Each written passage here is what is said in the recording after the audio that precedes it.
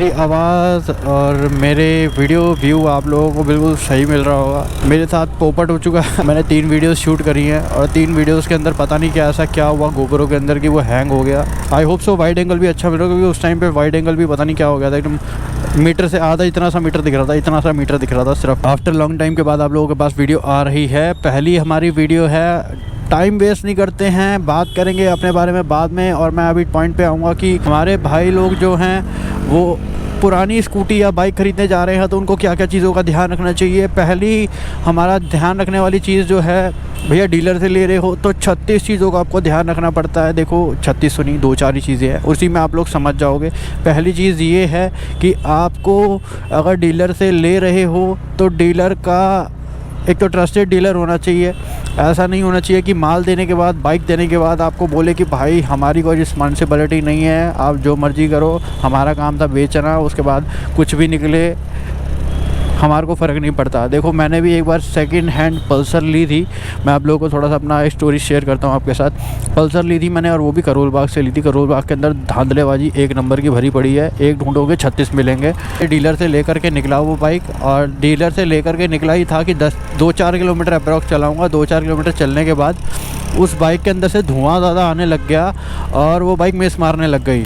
Dealer को phone किया, उन्हें डीलर ने फ़ोन नहीं उठाया, तो मैंने नियर बाय मैकेनिक के पास किसी तरीके से उसको लात वूत लगा करके ले गया। ले जा कर के मैंने खड़ी करी तो उसने मुझे बताया कि भाई इस बाइक के अंदर एक नामात्र बूंद भी इंजन ऑयल नहीं है जो आप चला करके ले करके आ रहे हो। मैं इतना ज़्यादा रिग्रेट में आया कि यार मैंने उसको इतना मेहनत की कमाई अपनी दी भी सही, और उस बंदे ने मेरे साथ कितना ज़्यादा फ्रॉड किया, मेरे को कैसी बाइक थमाई।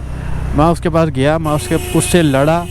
अब पैसे तो वो आपको नहीं देंगे, कुछ भी कर लो। सेकेंड हैंड बाइक्स अगर आप डीलर से ले रहे हो वो कुछ भी करेंगे, आपको पैसे रिटर्न नहीं करेंगे। मैंने कुछ भी करके एक मैकेनिक साथ लेकर के गया, और जो मैं एक्सपीरियंस बता रहा हूँ, मैं मैकेनिक साथ में लेकर के गया और उस मैकेनिक को मैंने 150, 200, 300 एक्स्ट्रा कहा कि तू ले ले, पर भाई मेरे को बाइक ऐसी दिलवाई हो वहाँ जा कर के कि भाई मेरे सालों निकल जाए उससे।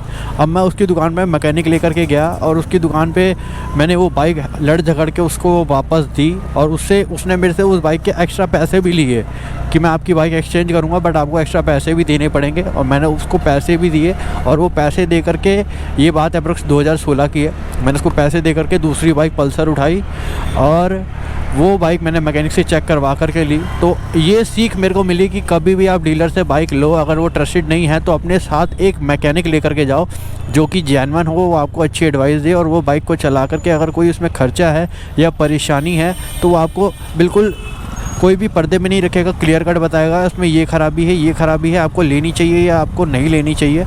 तो अगर आप भी किसी से भी डीलर से कोई बाइक ख़रीद रहे हो सेकेंड हैंड, तो बेटर यही होगा या तो उसका सर्विस रिकॉर्ड निकलवाओ। तो बाकी अगर आप किसी इंडिविजुअल कस्टमर से ले रहे हो तो इस चीज़ का भी ध्यान रखना कि वो एक्सीडेंटल ना हो। एक्सीडेंटल वाले केस के अंदर भी बहुत सी चीज़ें, अगर वो कंपनी से रीबिल्ड होकर के आ रही है तो बहुत कम केस में वो दिक्कत परेशानी करती है। अदरवाइज़ वैसे तो मैं बताऊं कि अगर एक बार वो एक्सीडेंटल अगर गंदे तरीके से हो जाए तो उसके अंदर वो पुरानी जैसी नई वाली बात नहीं आती। उसके अंदर कुछ ना कुछ मेजर प्रॉब्लम्स आते ही रहते हैं, कभी कुछ आता है, कभी कुछ आता है, कभी उसके अंदर कुछ क्लच से रिलेटेड प्रॉब्लम आ जाएगी, या किक से रिलेटेड प्रॉब्लम आ जाएगी, या मिसिंग की आएगी, या वाइब्रेशन की आएगी, या फिर हैंडल का या उसकी बैलेंसिंग का कुछ ना कुछ प्रॉब्लम आता ही रहता है। इंडिविजुअल कस्टमर से ले रहे हो तब भी उससे सर्विस रिकॉर्ड निकलवाओ, और जो भी है तब भी मैकेनिक लेकर के जाओ और उसको बोलो तू अच्छे से चेक कर, जो भी प्रॉब्लम है वो आपको आंखें खोल कर बताएगा।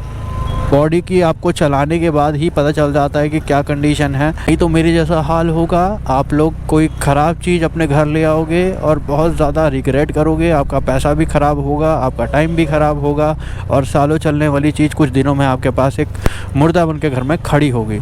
सो आई होप सो एक छोटी सी इन्फॉर्मेटिव वीडियो आप लोगों को अच्छी लगी होगी। बाकी डिपेंड करता है आप लोग कैसे चलाते हो। कुछ लोग 6 महीने के अंदर ही या 3 महीने के अंदर ही नई स्कूटी को या बाइक को इतना खंडर बना लेते हैं कि ऐसा लगता है कि वो 10 साल पुरानी स्कूटी या बाइक है। फेंडर तोड़ लेते हैं, हेडलाइट्स तोड़ लेते हैं, इंडिकेटर्स तोड़ लेते हैं, एक्सीडेंटल कर लेते हैं, गिराते हैं, तोड़ते हैं। इंजन ऐसे एकदम रैश चल रहा होता है, आवाज़ें आ रही होती है उसमें जैसे खराब चल रही है कोई।